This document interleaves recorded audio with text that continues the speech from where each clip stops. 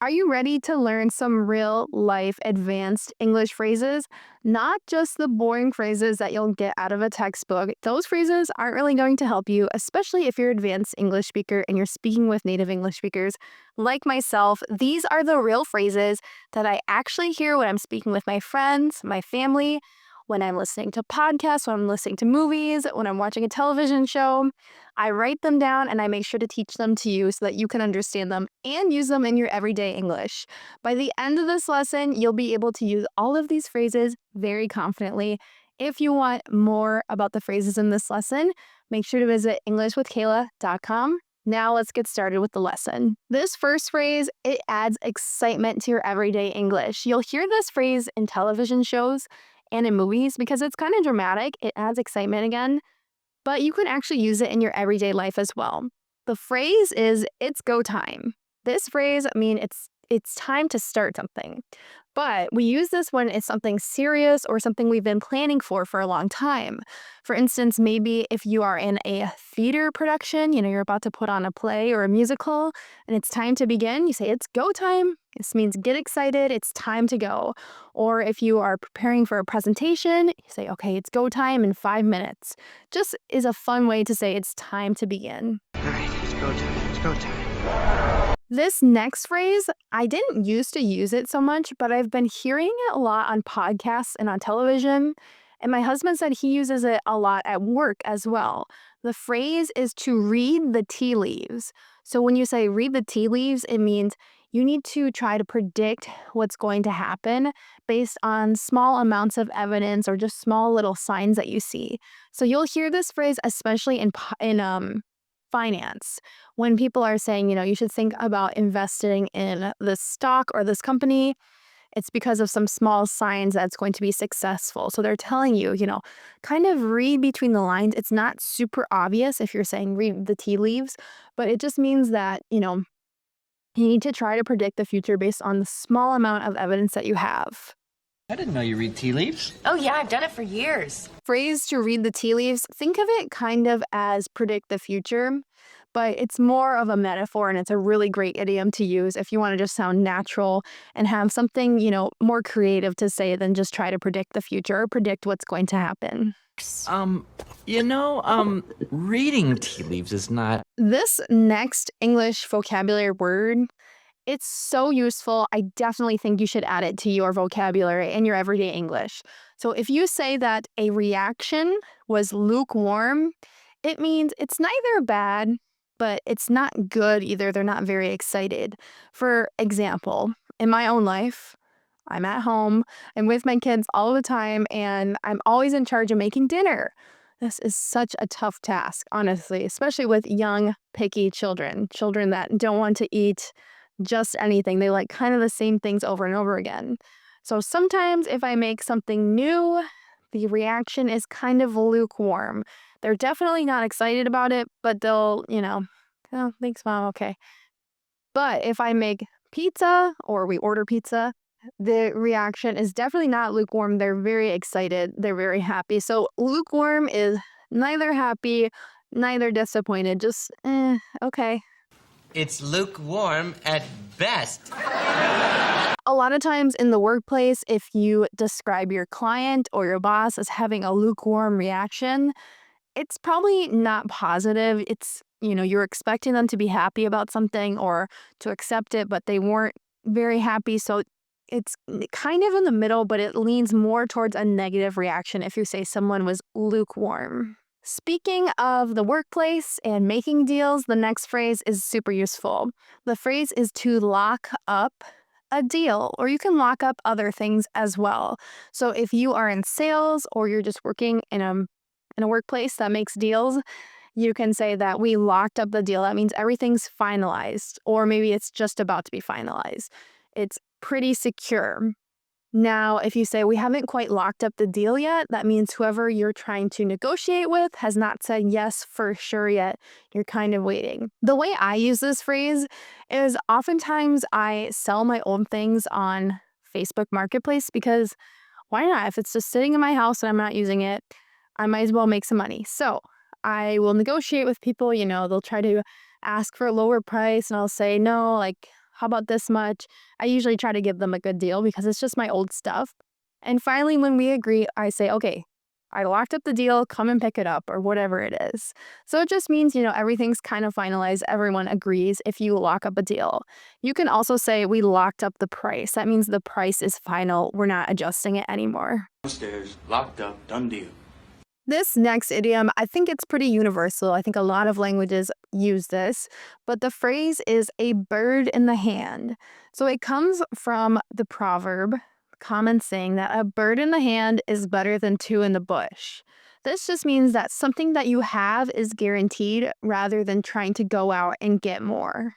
Oftentimes, you'll hear English speakers not use this full phrase. You'll hear them just say, well, a bird in the hand. And this just implies that something that is guaranteed that you have is better than something that you have to gamble and risk for if you're trying to get more or be kind of greedy. A bird in the hand is worth two in the bush? The next phrase is such a good one.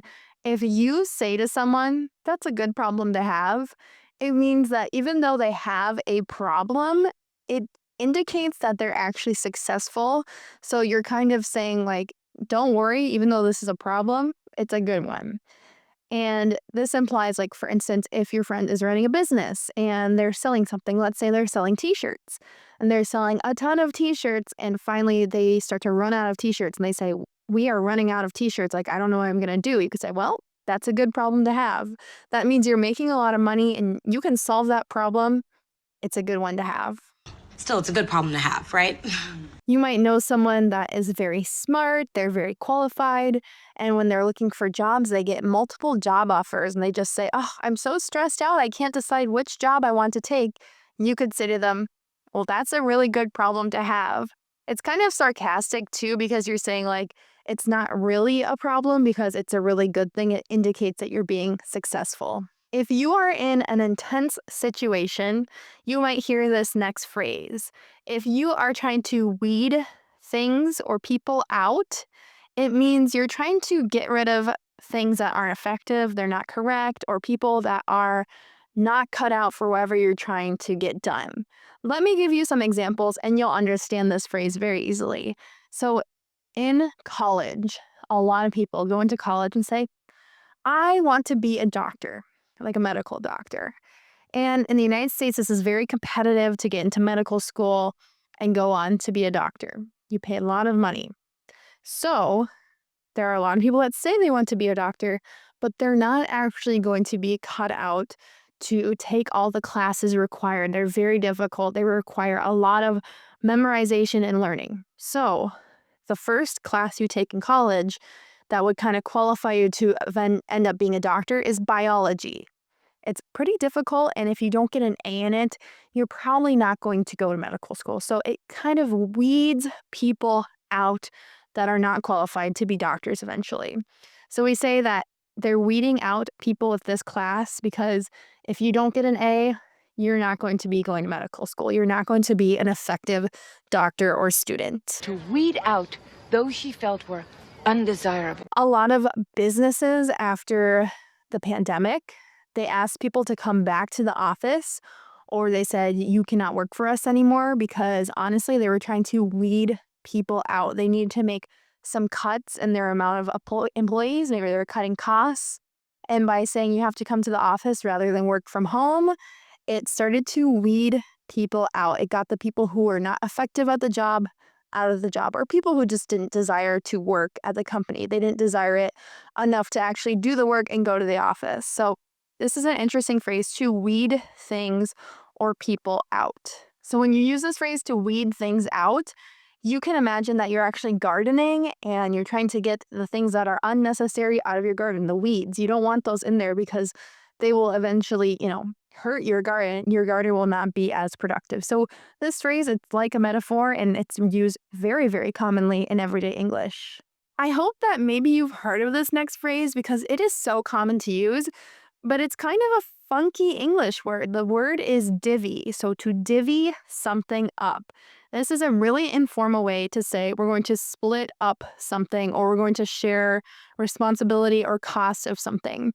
So for instance, maybe you guys have a big project at work And instead of just one person doing most of the work, you say, let's divvy it up to everybody. Let's divvy up all the tasks.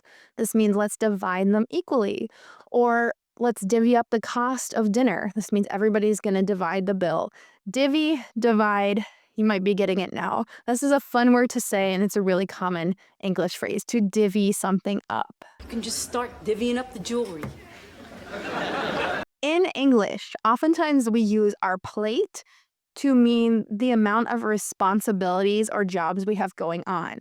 There are a lot of different phrases that go along with this imaginary plate. So you can say, I need to get something off my plate. This means I need to give a responsibility to something else, to someone else. Or you can say, let me take something off your plate. This means let me take a responsibility or a job from you because you're very busy. This would be very polite to offer. I'm going to take something off your plate.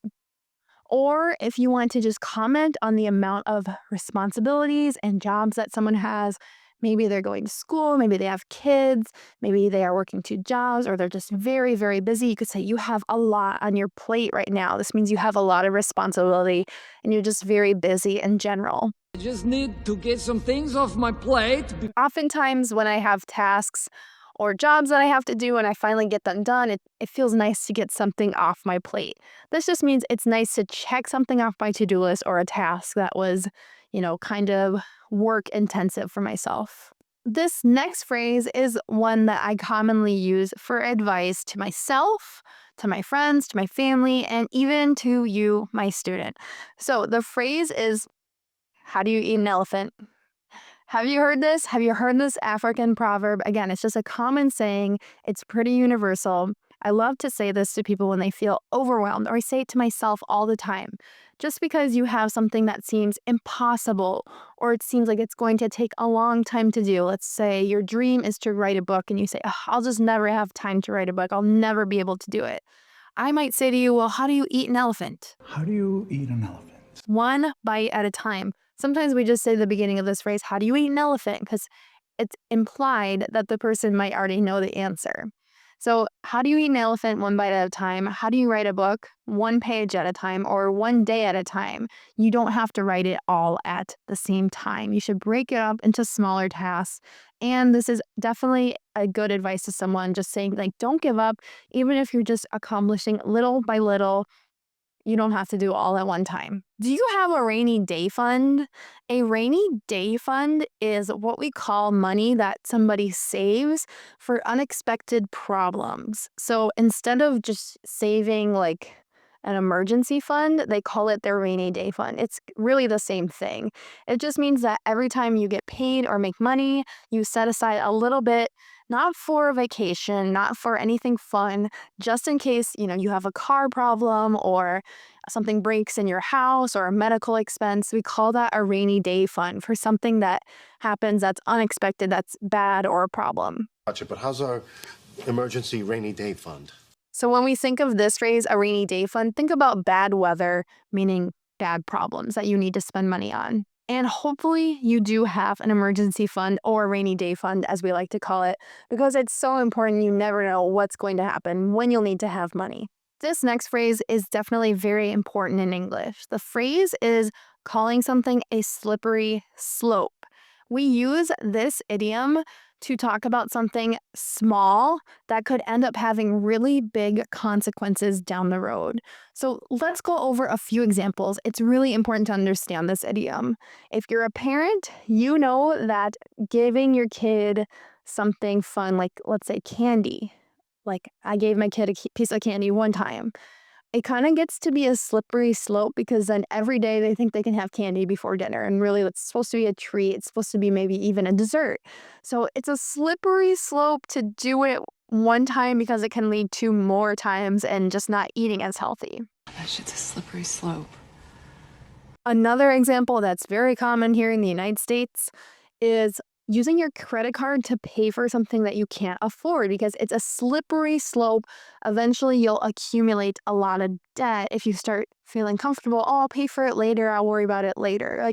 You need to stay on budget. Otherwise, it's a slippery slope. You'll end up with a lot of debt on your credit card. For some people, when they want to have a good habit like going to the gym, if they skip one day, they say, it's fine. I go to the gym all the time. I'll skip today.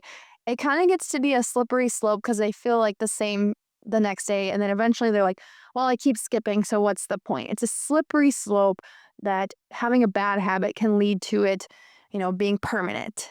So we use this phrase mainly to warn someone of something that seems kind of small and insignificant being important and having bad consequences in the future. It's a warning phrase, a slippery slope. Finally, when we talk about setting boundaries, either personal, professional, or boundaries with our kids, whatever it might be, we use this phrase to draw the line. So if you are at your workplace and your boss asks you to do a lot of work over the weekend, you could say, hey, sorry, I have to draw the line. I can't work on the weekends. It's really important for me to spend time with my family.